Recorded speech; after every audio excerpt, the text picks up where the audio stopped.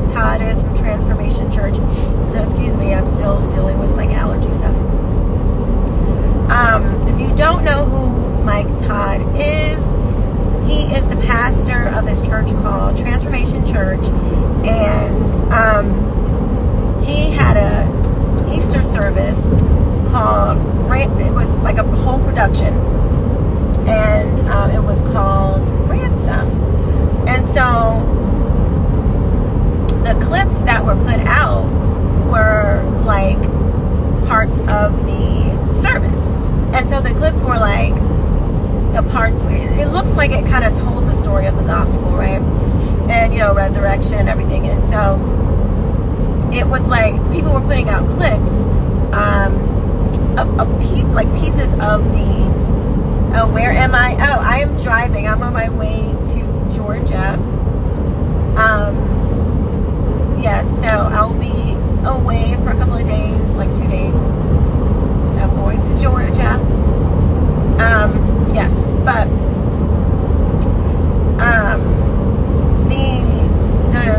the pieces of content that people were the clips that people were putting out were very, I felt it was misleading. I-95. No, this is 10. This is 10.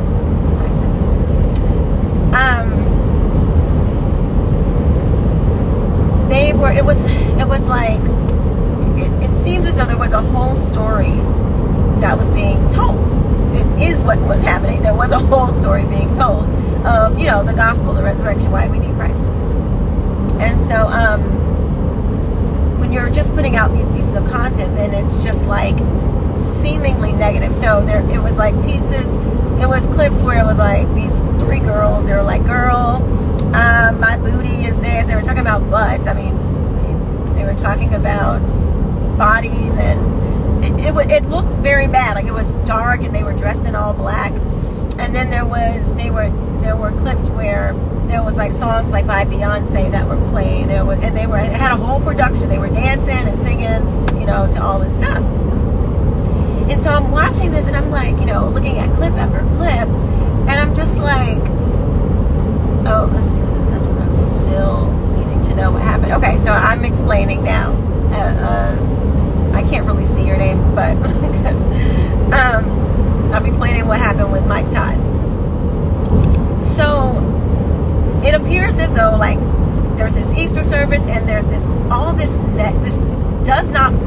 nothing that is being shown is representing the resurrection. You know, I don't really call it Easter, but whatever. So it looks as though what they're putting out does not represent the resurrection. It looks like this is utter blast. I mean, it just looks like all the things, right? So I'm like, okay, this can't be, like, what am I missing here? So I go and I watch the whole thing. Like, I find the full video, which it's been taken down now, so you can't go see. So I started to watch it, and it's showing, I'm like, oh, okay, it's telling the story of the gospel. It's telling the story of the Bible. And so, like, the same woman that you saw, like, doing these crazy dances and doing all that, you see her in the beginning dressed in white, and she's playing a Lucifer. And so, you know, so it adds more context to what you're looking at. And so that same one, as you go along, you can tell, like, okay, they're showing pieces of the negative parts of the Bible too, you know, like Satan and what happened. It's bad. And so I guess these things, it looks crazy, but when you watch the whole thing, first of all, I didn't even get to see the whole thing because it was being taken down before I could even finish it. Like, I guess it was being kicked off of YouTube or whatever. Yeah, Satan is the deceiver. Yeah. Hey, Blanche. And so you had more of a context when you saw more of what they were doing. To me, it would basically be like if somebody was telling the story of the Bible and they only showed a clip of when Satan was tempting Jesus, or better yet, like when Judas was deceiving Jesus, and they only showed that piece where he's like, you know, negotiating with, or giving the money over to the, he's selling Jesus out, and you don't have the other side where you don't have this, the time before that, and you don't have the time after the story. Like, you only get this one piece. And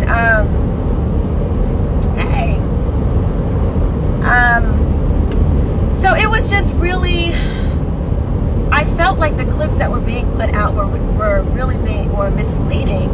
Now, don't get me wrong, I think Mike Todd has some very questionable doctrine. I think he, I didn't get to see the whole production, so I can't say for sure what the whole thing, like, was it biblically accurate or those things like that. But my point of this is, we need to make sure that we understand, like, the clips being taken out of context, that doesn't help the cause when you are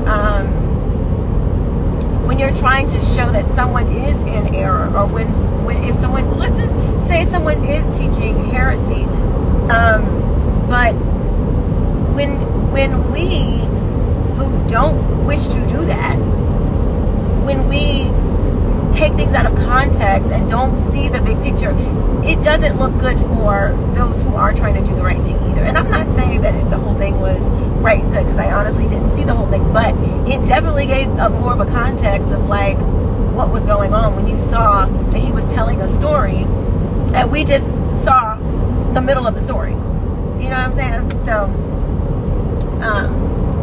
wait, what happened?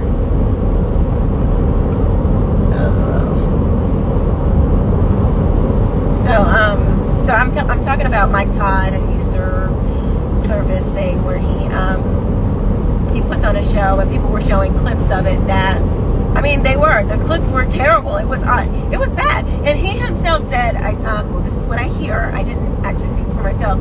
He was saying that he wanted to push the envelope. He was like, let's see how far we can get to the line without saying, like, I think that's a terrible intent. Like, I don't think you should go into doing something with saying, like, yeah, let me see exactly how far I can go. At the same time, you know, like, if we're seeing pieces of something and not understanding it, like, that doesn't help the cause. Your first thought should always be, what are they not telling me? Yeah, exactly. I just think, you know, like, that's what, there's so many things that are out there that are so deceiving, and a clip of this, a clip of that, and it's wrong. You know, I don't want to participate in that. And I'm not saying that, you know, I'll do it right all the time, or anybody will do it right every single time. He ain't a pastor. He's not a pastor? Oh, I thought he was a pastor.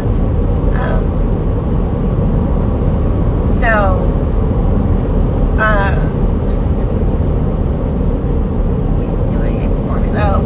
Oh, that's another thing. Okay, so I had no idea who Mike Todd was. And when I first started to, like, I started seeing all of these videos pop up in my feed about him, like him being not a good pastor, not a good teacher. I thought he was I think he is the pastor of perversion. Oh my goodness. Excuse me, you guys. Still got this allergy situation going on. When I started watching him, I could tell that he was an artist. He was like a creative kind of guy. Why? Because I'm an artist. I'm a creative person. And sometimes, and this is going to, this might offend people who don't think that what I'm about to say is traditional enough, or who does not understand where I'm coming from. Okay, but I'm gonna say it anyway. So when I lived in New York, I struggled with very much struggled with wanting to create music, you know, because I was a singer and songwriter, wanting to sing and write music that some would say, now don't get me wrong, I was not writing anything that even remotely resembles anything that's out today. I've always been conscious of the Lord that I am representing. So it wasn't necessarily torquing bad music, but I mean, sometimes I might have, wrote a couple lines that might have like maybe crossed the line, probably, but not anything like super crazy, especially compared to today's standards. When I looked at it, teaching liberty, that's funny. But yeah, New York is crazy, especially now. Back when I lived there, it was not as bad. Anyway, so I struggled with wanting to write music, and then on top of that, I didn't want to write gospel songs. Like I didn't even feel like I was that great at it. Even when I would sit down and like intentionally try to write a Christian gospel song, I was just like, oh my God, this sucks. Like I just did not think I was really that good at it. But it was it was hard for me to deal with, because I felt like I had to write a certain kind of way. I felt like I had to like be this kind of way because I was a Christian, and I do believe that there is a standard. I don't believe like, oh, you're an artist, just do anything you want to do. No, not at all. There's a standard. Hold on. Oops. Sorry guys, have to make sure I'm still going the right way. But anyway, I really struggled. I literally would cry out to God, like, God, why did you give me this talent? Why, if I can't, like, I want to write what moves me. I want to write, things that makes me feel something when I sing it, it's a whole thing, like as an artist, whatever.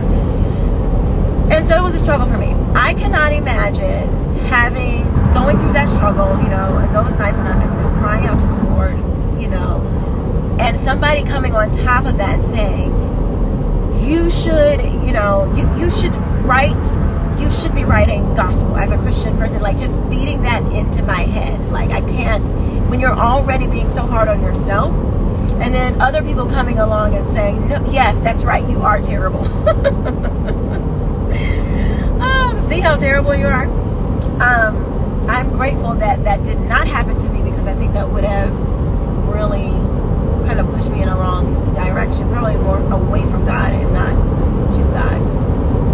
But I say all that to say is, God owns creativity.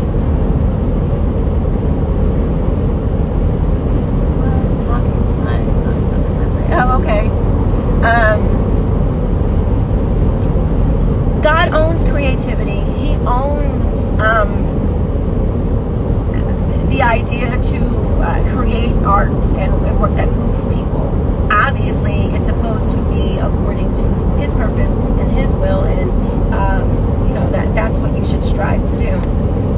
And so when people come so hard at artists, like a Mike Todd, because and then when I talked to a close relative, I'm like, "Ooh, is he an artist?" She's like, "Yeah, he does a lot." I was like, "I can tell." And all I'm trying to say is that we should criticize when necessary. At the same time, sometimes there is some grace that needs to be given to people. I'm not necessarily talking about Mike Todd when I say this. I'm just saying, like, just in general, because sometimes you really don't know, like, what the other side of that looks like. And again, like, I wasn't putting this music out. Like, I wasn't writing things that I did not feel that I could stand, that would be honorable to God. Like, I wasn't putting out music and being like, oh God, why do I have this? I wasn't moving on that thing. So I think there's a difference. If you're moving on that thing and you are not taking a moment to say, okay, how does God feel about this? Like, what is He trying to say? Sometimes you do need to pull back. Sometimes what you want to do in your flesh is not the best thing, and you have to pull back. So I'm not saying go ahead and do it anyway, and just, oh, you're an artist, you can be, whatever. No, there is a standard, and God expects us to uphold that standard, period. Sing. Oh man. But know, what do y'all think about this? Like, hey, King's Tabernacle. Sorry, I didn't see you. You know, this is not the common take on this whole situation. You know, this is a bit out of the mainstream. Oh, you know, but I have the right to think, right? Like, I can think. You know, I can be corrected. But this is, you know, I see him. He's just kind of like a representative, this Mike Todd guy. Sometimes as artists, your creativity can take it. You can take it too far. You can. Because it's the way, like, because a lot of times we don't see it like other people see it. And I'm not talking about like this fake art, like, I don't even call it art, like Cardi B, or just music that is just complete and utter debauchery. Michael Todd is a false prophet. Okay. You know, I have never listened to a whole transformation service. Not one time. So I'm not directly talking about him. I'm talking like as a whole, like looking at this stuff. I'm saying the production of his Easter thing, it was really good. It was. And I don't think that that's bad. Like, I don't think that because his the production was high quality, there was a lot of talent, like, I don't think that that's a bad thing. Like, the total message, okay, it could have been bad. Like I said, I didn't even get to see the whole show, or whatever it was, play, production, whatever you want to call it, because it was taken down because of, I guess, copyright music. I don't know, whatever. But it's like, what? Oh, if Christians, if we are in a storefront church with, you know, barely anybody that has talent, or barely, like, these people are just like, you know, and whatever, you know, that's fine. I'm glad you're participating. Participate in sharing the gospel. Yes, this is something that many churches do all over. They put on productions for Easter service. I've been doing it. Did y'all ever have Easter speeches that you had to put together? I did. I grew up doing Easter speeches because we would have, you know, the little kids would dress up. They would, you know, pretend to be, we would have Christmas plays and stuff. They just weren't on the level of Michael Todd. They weren't. But we've been doing this for a long time. But it's like, oh, since it was like this big production and it had all the, you know, the details were kind of laid out that we've never really seen it in that way before. It's like, it's bad? Not necessarily. You know, it's not necessarily bad. So that's my point. Like, we've been doing a lot of these things kind of already, but then when we see it on a bigger scale, and I'm not talking about the, you know, the whole message that the play gave. I didn't see the whole thing, so I don't know. I'm just speaking in general. Like, you can have top quality Christian productions and that be okay. Like, I think that's good, because creativity is the Lord's. It belongs to the Lord.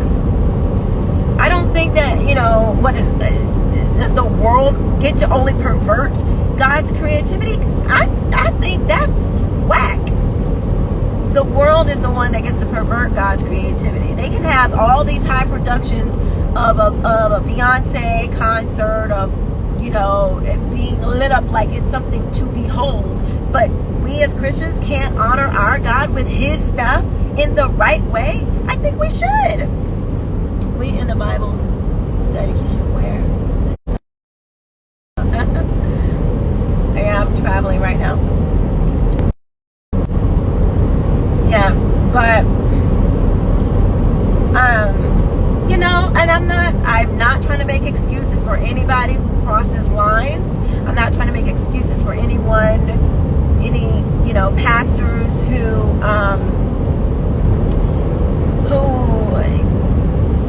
get out of pocket. I am not trying to make excuses of any of those people. Not at all. I'm just saying, everybody's not going to take it too far. Everybody's not going to do that. But I don't think we should, like, say that we can't have, like, high quality productions and great, like, you know, he had the pyro things, and I mean, that's not something you do every day. It's a service. It's a play. It's a production. I think it should be high quality. Do it in excellence. If you can, do it. As long as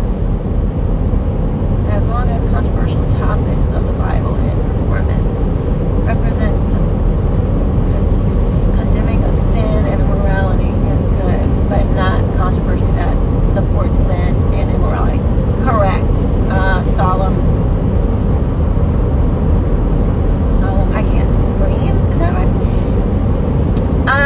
Yes, I do not think we should never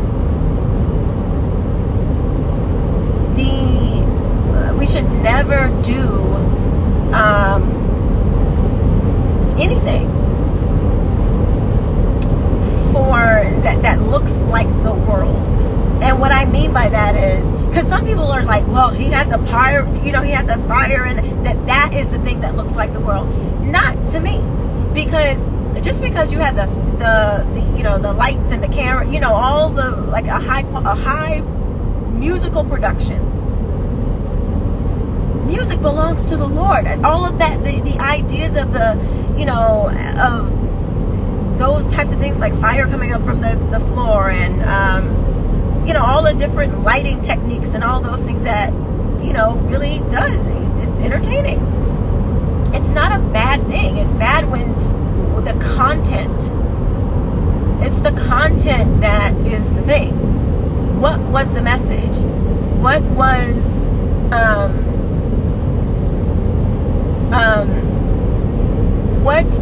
the message being portrayed? We need to tell the truth. And if we can tell the truth in a bold and loud way, I love it. I'm here for that. I think that is fantastic.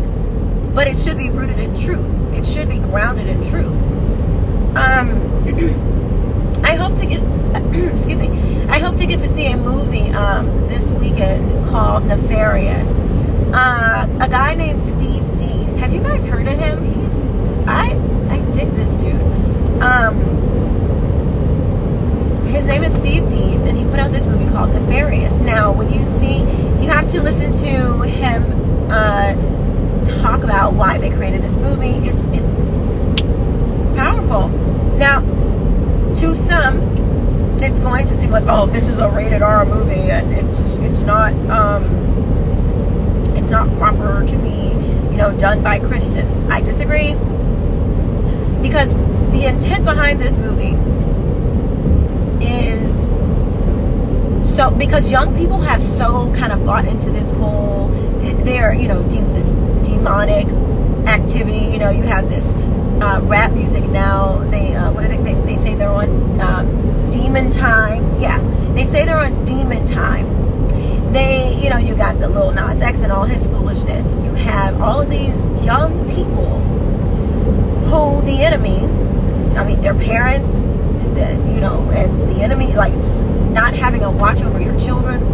They have been influenced by, you know, the things of this world, and straight into not just like a little, you know, kids, you know, they skip school. No, we're talking about full on wanting to be empowered by Satan. These young people have not been stewarded properly. It's a mess. It is a whole mess.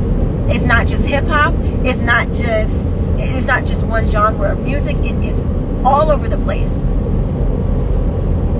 You got, what's that child? Kylie Kardashian did a photo shoot covered in blood. Like this, people have lost their flipping minds. Gone. And so anyway, I'm saying all that to say, the movie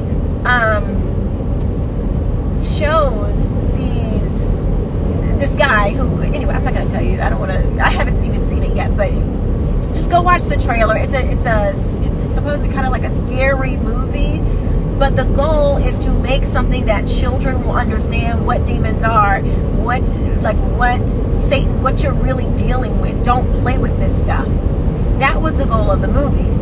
And it's written by Christians. Like, don't we want Christians who understand and know the word to create good quality, because this doesn't look like your cheesy Christian movie. This is like legit. It's not that, you know, it's real talented people that have, you know, poured into this. Like, I'm just saying, we need to, the artists who are on the who are the believers, those of us who do create great quality art that glorifies the Lord, and some of them have gone on to be able to do big productions and things. Some of them have gone, you know, I think we need to appreciate those things. Don't crap on it like right away. Like, just like, hold on a sec. Like, we don't have to be all headlining, you know. Let's examine the thing. Let's see what's up. Like, I think that's biblically sound to do that. Let's examine what it is so we can properly assess it and then make a decision from there. Not just doing the whole judging it like we don't even know like what it is, you know. It doesn't even get a chance because we're so ready to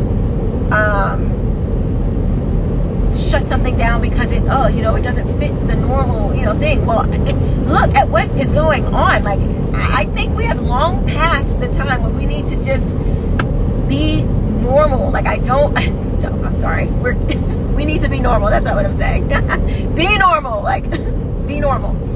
What I'm saying is, it might not. Okay, so I think it's good that a production doesn't look like it's 1975. Okay, like, it's good that people are getting creative on how to break into the culture of our country to get to the minds of these children. Like, they are just so, you know, blinded. They have been deceived. Anyway, that's my point. I hope you hear my heart. What I'm saying. So that's all. Let me get off of this thing anyway, because it's like really dark. I will talk to you guys soon. Thank you for watching.